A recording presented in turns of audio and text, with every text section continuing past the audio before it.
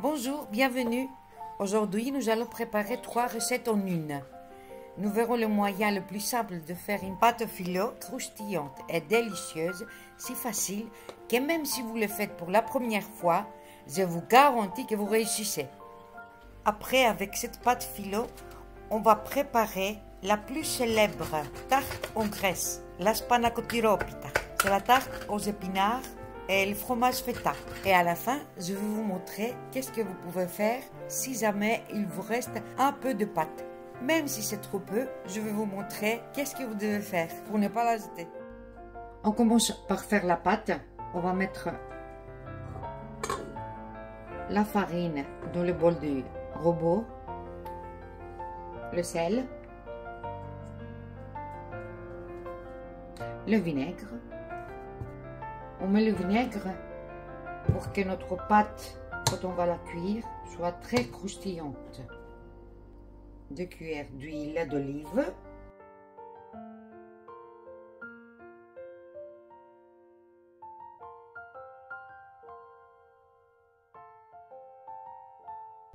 Je vais mettre mon robot sur le 2. On va mélanger tout ce qu'on a à l'intérieur. Et maintenant, on va rajouter l'eau tout doucement.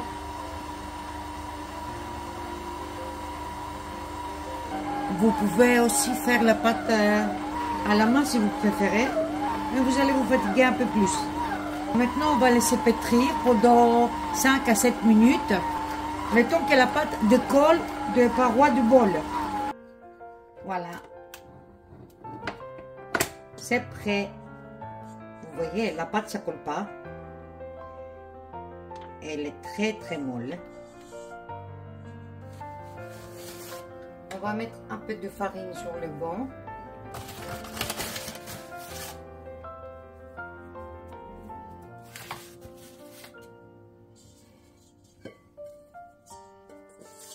On enlève notre pâte. On va faire une boule. On ramasse tous les côtés en bas. Comme ça.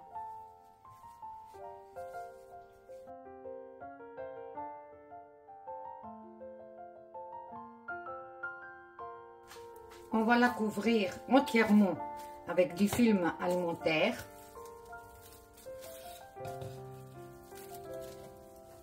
Elle doit rester comme ça pendant 1 heure. Plus vous la laissez reposer, mieux ce sera. On va l'ouvrir beaucoup plus facilement.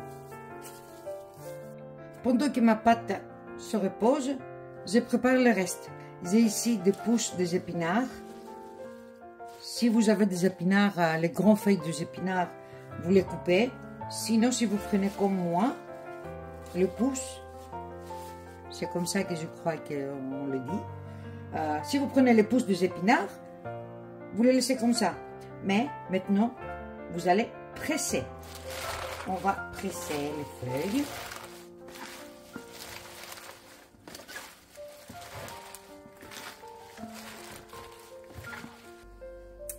Il doit être comme ça.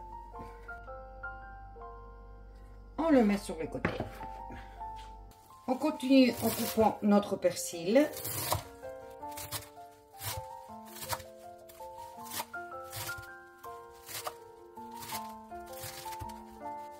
Hop.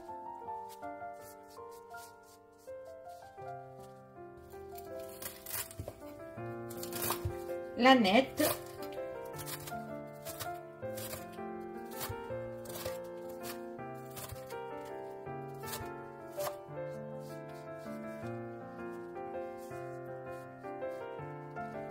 On coupe les oignons en rondelles. Tout. Les blancs et les verts, tout.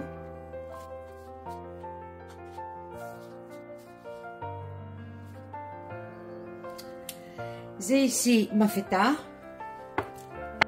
Moi, je mets 600 grammes. Parce que nous, comme on est grec, on adore la feta.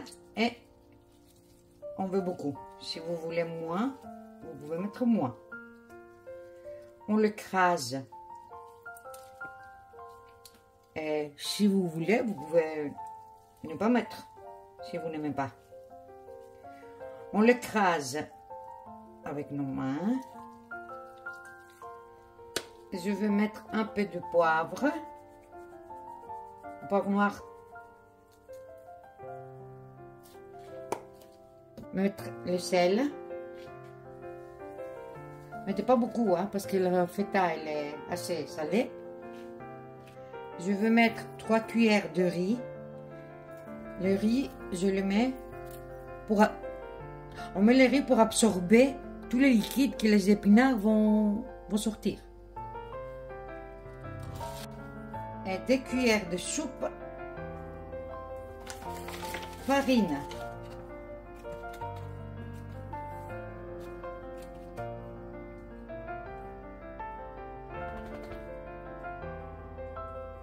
Et maintenant, on mélange tout. On va bien tout mélanger.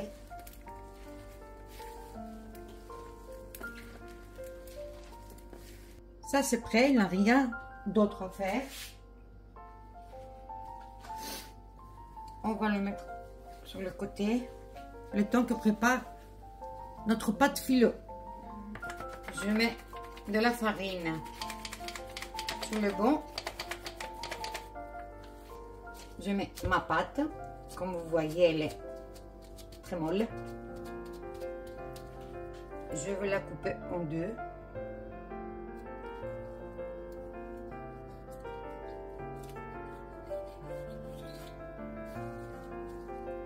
Voilà. Je vais la mettre dans le film alimentaire.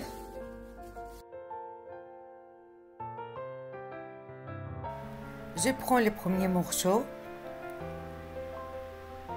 Je mets de la farine par-dessus. Il faut pour ne pas qu'il colle sur le rouleau pâtissier. Et je commence à étaler la pâte. Vous allez voir que la pâte s'étale très facilement. C'est parce qu'on l'a laissé reposer. Plus vous laissez la pâte se reposer, mieux c'est. On donne le temps à la gluten de s'activer. Et comme ça, c'est beaucoup plus facile d'étaler la pâte. Comme vous voyez, j'étale la pâte très facilement. Vous n'allez pas du tout vous fatiguer. Regardez comment elle s'étale facilement et ça va vite. Vous allez faire ça très vite. Même si vous n'avez jamais fait de la pâte filo, je vous garantis que vous allez réussir. Si vous faites comme je vous dis, vous allez vraiment réussir. Il faut simplement laisser le temps à la pâte de se reposer et de la mettre dans un film alimentaire ou dans un sachet qu'on met dans le frigo. Il ne faut pas que la pâte prenne l'air. C'est tout. C'est si simple que ça. Et la quantité des ingrédients que je vais vous marquer, c'est pour le plat du four. On va étaler la pâte environ 5 mm d'épaisseur. Et ne vous inquiétez pas si elle n'est pas ronde comme je l'ai fait. Vous faites comme vous voulez. De toute façon, on va ajuster la pâte sur notre plat et on va couper les bords. Maintenant, je vais mettre de l'huile sur la pâte. Vous étalez l'huile partout, à la surface. Et on prend une petite assiette ronde. On le met au milieu. Et avec un couteau, on va couper tout autour. On va couper 6 parts. Comme ça, on va faire le part qu'on va couper, le 6, plus le milieu. On va faire 7 feuilles de pâte filo. On coupe notre pâte comme si on faisait une fleur, une marguerite. On coupe aux 6 parts, mais la dernière part, la 6e, vous la laissez toujours un peu plus grande que les autres. Maintenant que j'ai coupé ma pâte, je vais enlever l'assiette et je vais commencer à plier chaque part à l'intérieur du cercle. On va étaler un petit peu pour avoir la même dimension. Et voilà. Et on continue avec les autres parts. On va faire la même chose avec les parts qu'il nous reste. Et comme ça, comme on a huilé notre pâte très bien. Quand on va réétaler la pâte, on va avoir 7 feuilles de pâte philo posées l'une sur l'autre et pas un bloc de pâte. Et on prend la dernière part et on la plie et on met tous les bords en dessous de tous les autres parts. Une fois qu'on a fini, on prend une assiette huilée, on met la pâte, on met du film alimentaire et on la met au frigo pendant un quart d'heure, 20 minutes. Le temps de préparer l'autre moitié de la pâte. Le 20 minutes ont passé, j'ai remis la farine sur le banc et sur ma pâte et maintenant on va étaler. On étale les 7 feuilles de pâte philo ensemble. Regardez comment ça s'étale bien et facilement. Et je vais le répéter, même si vous n'avez jamais fait de la pâte philo, si vous laissez la pâte se reposer le temps qu'il faut, si vous la mettez dans un film alimentaire, vous allez avoir le même résultat que moi, même si vous n'avez jamais fait de la pâte. Et si vous avez un peu d'huile qui sort sur la surface, quand vous l'étalez, comme ça m'est arrivé, vous pouvez mettre un peu de farine, c'est tout. Vous mettez un peu de farine là où il a sorti l'huile et c'est tout. Dès qu'on a fini, on prend la pâte avec le rouleau et on l'étale sur le plat de la cuisine. Vous voyez, on a fait la pâte un petit peu plus grande que le plat. On va ajuster la pâte sur le plat, comme vous voyez, sur tous les coins. On ajoute la touche finale sur les épinards. On va mettre l'huile. Moi, je le mets toujours comme ça. Je ne sais pas pourquoi je ne le mets pas depuis le début, mais j'ai pris l'habitude de le faire comme ça. On va bien mélanger. On va mettre nos épinards sur la pâte. On va bien étaler. On étale bien, surtout sur les coins. Et on va couvrir le temps de faire l'autre moitié de la pâte. J'ai fini avec l'autre pâte, je vais l'étaler elle aussi par-dessus. On va couper le bord de la pâte avec le dos d'un couteau, comme vous voyez, ça se coupe très facilement avec le dos. Et maintenant on va prendre les deux bords de la pâte ensemble et on va les rouler à l'intérieur, comme je vous montre.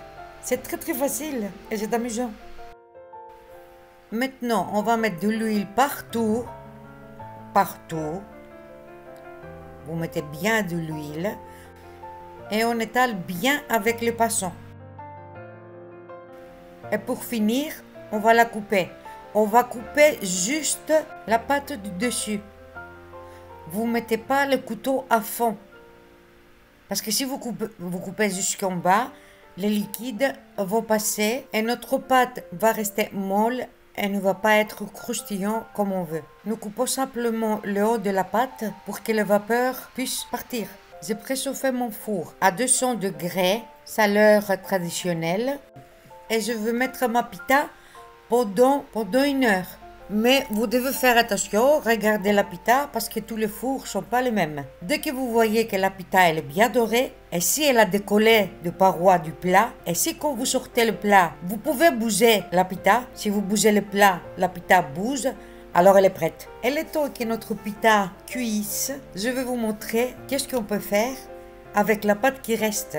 Vous prenez tous les morceaux de la pâte, vous les pétrissez un petit peu avec vos mains, vous faites une boule, farinez les bons et vous étalez la pâte. Vous l'étalez le plus finement possible. Vous coupez la pâte en longueur, 3-4 morceaux. Ça dépend combien de pâte est restée. Vous prenez un morceau de feta et vous écrasez sur la pâte et vous pliez au triangle. Comme je vous montre, c'est très facile.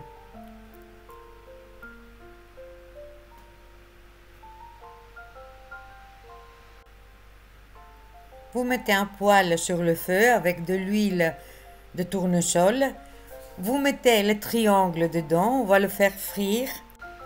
Vous le faites tourner dès qu'ils sont prêts d'un côté pour cuire de l'autre.